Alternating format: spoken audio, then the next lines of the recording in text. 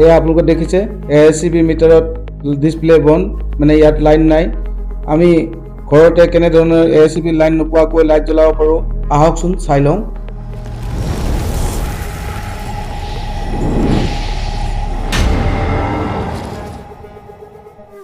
এইটো হ'ল electric energy metre এচিবিৰ পৰা লগাই থৈ যোৱা।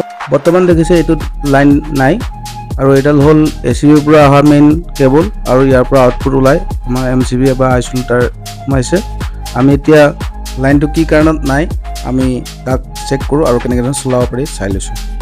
এতিয়া আমি ফেজ নিউট্ৰেল কি হৈ আছে লাইনটো চাই লৈছোঁ টেষ্টাৰেৰে। টেষ্টাৰত দেখুৱাই আছে দুইটা বলতে ফেজ দেখুৱাই আছে, ফেজ আৰু নিউট্ৰেল। এতিয়া আমি ইয়াক বুজি পালোঁ, অন কৰি চাইছোঁ বেক আহিছে নে কি কাৰণত এনেকুৱা ধৰণৰ হৈছে। এতিয়া আমি বুজি পালোঁ যে ইয়াত নিউট্ৰেলৰ প্ৰব্লেম হৈছে, ফেজ আহি আছে ওচৰৰ ট্ৰেন্সফৰ্মাৰৰ পৰা যিটো এচিবিৰ প্ৰব্লেম হৈ আছে। এইটো ওচৰৰ কিছুমান মানুহৰ ঘৰত লাইনটো আছে আৰু কিছুমান ঘৰত মানুহৰ লাইনটো নাই। ইয়াক নিউট্ৰেলটো ঘৰলৈকে আহি পোৱা নাই বা মিটাৰলৈকে সোমোৱা নাই। সেইকাৰণে আমি ইয়াক আমি কেনেকৈ ধৰণৰ এতিয়া লাইনটো চালু কৰিব পাৰোঁ তাক ব্যৱস্থাটো কৰি আছোঁ। এবাৰ চাই টেষ্ট লেম্প মাৰি চাই লৈছোঁ। এবাৰ আপোনাৰ ফেজ আৰু নিউট্ৰেল আমি টেষ্ট লেম্পৰ তাৰেৰে বা বাল্ব লগাই এনেকৈ টেষ্ট কৰি চাইছোঁ। আমিতো গমেই পালোঁ যিটো নেকি টেষ্টাৰ শ্ব' কৰিছে দুটা ফেজ দেখুৱাই আছে। তথাপি আমি এবাৰ টেষ্ট লেম্প ব্যৱহাৰ কৰিছোঁ, কিবা লিকেজ বা কিবা কাৰণত এনেকুৱা ধৰণৰ হ'ব পাৰে।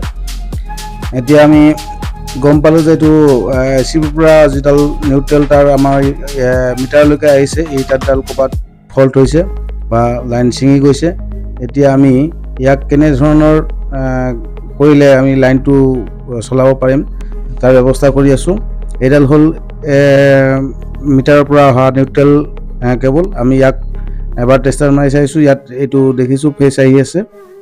এতিয়া আমি ইয়াক ফেজটোত চাইছোঁ, ফেজটোতো ঠিকে আছে।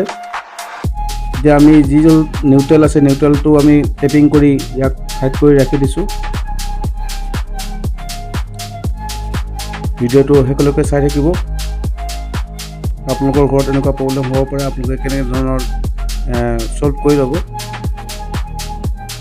এইবোৰ হ'ল চাব মিটাৰ, মটৰৰ কিছুমান আছে, মটৰৰ কাৰণে চাব মিটাৰ লগোৱা আছে।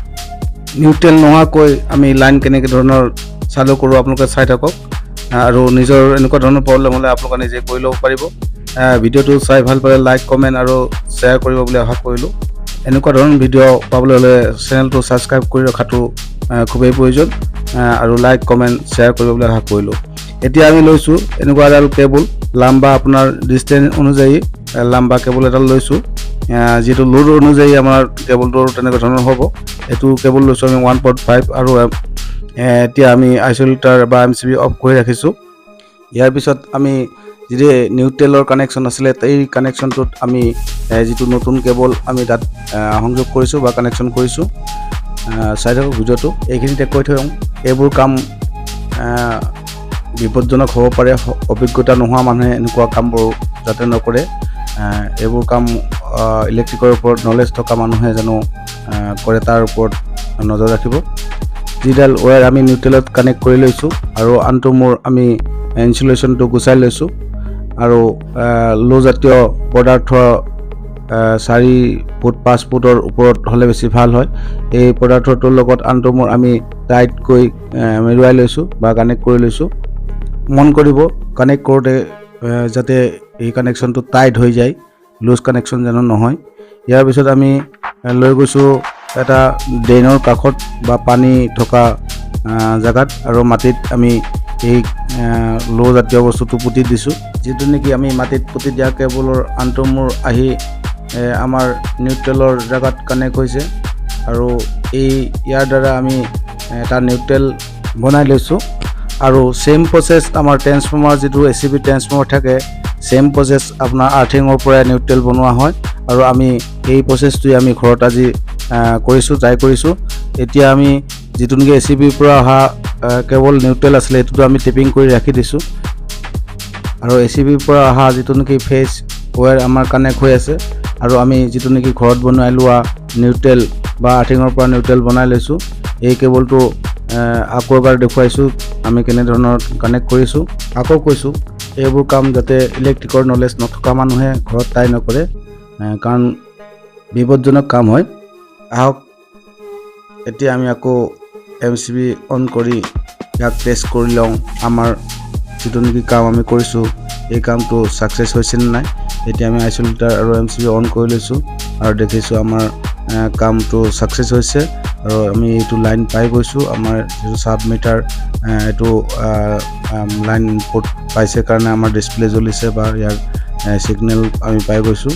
তাৰপিছত আমি কিন্তু ACBৰ পৰা যিটো দিয়া মিটাৰ আমি তাত ডিছপ্লে পোৱা নাই, কাৰণ আমি ইয়াৰ নিউট্ৰেলটো ইয়াত কানেক্ট কৰা নাই, আমি আউটপুটত কানেক্ট কৰিছোঁ। যিখিনি ঘৰুৱা সামগ্ৰী তাত আমি নিউট্ৰেল কানেক্ট কৰিছোঁ।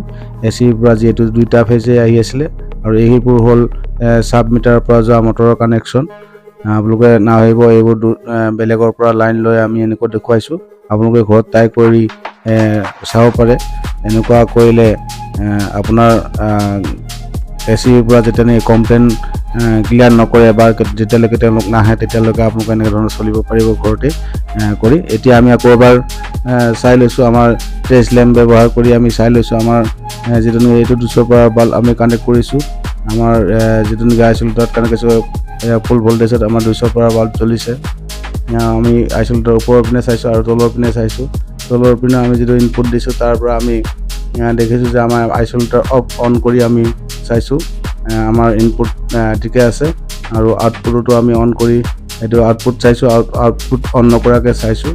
এতিয়া আমাৰ আউটপুটত নাই আৰু এতিয়া ইনপুটত আমি যেতিয়া চাইছোঁ আমি ইয়াত লাইনবোৰ ঠিকে পাইছোঁ। 200 পৰা বাল্ব জ্বলিছে, যেতিয়া আমি ঘৰুৱা সামগ্ৰীখিনি সাধাৰণতে আমি চলিব পাৰিম। এতিয়া চাওক আমি আইচলেটাৰ অফ কৰি ৰাখিছোঁ আৰু ওপৰৰ ছাবমিটাৰ লাইন ডিছকানেক্ট হৈ আছে আৰু এতিয়া আমি আইচলেটাৰ অন কৰি দিছোঁ আৰু ওপৰত থকা যিটো লাইন আছে ছাবমিটাৰ আছে এইবিলাক সকলোতে লাইন পাই গৈছে। ইয়াৰ পিছত আমি ভিতৰত গৈ সকলোবোৰ টেষ্ট কৰিম। টেষ্ট লেমে টেষ্ট কৰাটো হৈ গৈছে। তাৰপিছতো আমি এবাৰ দেখুৱাইছোঁ, টেষ্ট লেমে দেখুৱাইছোঁ টেষ্ট কৰি। ইয়াৰ পিছত আমি ভিতৰত থকা যিবোৰ লোড আছে লোডবোৰ আমি এবাৰ বৰ্ড এখন টেষ্ট কৰি দেখুৱাইছোঁ। যিহেতু ACBৰ পৰা আমাৰ শ্ব' কৰা নাই, এইটো নিউট্ৰেল আমি টেপিং কৰি ৰাখি দিছোঁ আৰু বলক এতিয়া আমি ভিতৰৰ বৰ্ডত লাইনটো ঠিকে আছেনে আমি এবাৰ ট্ৰাই কৰিছোঁ। এয়া ছুইচ বৰ্ডত আমি ছুইচ অন কৰিছোঁ আৰু ইয়াত থকা LED বাল্ব আছে এইটো জ্বলিছে আৰু এতিয়া আমি চাৰ্জাৰ দি আমি টেষ্ট কৰিম আপোনাৰ মোবাইলৰ চাৰ্জ হয়নে নহয়। এটা চাৰ্জিং দেখুৱাইছে, এয়া অফ কৰি দেখুৱাইছোঁ, চাৰ্জিং ডিছকানেক্ট হৈছে।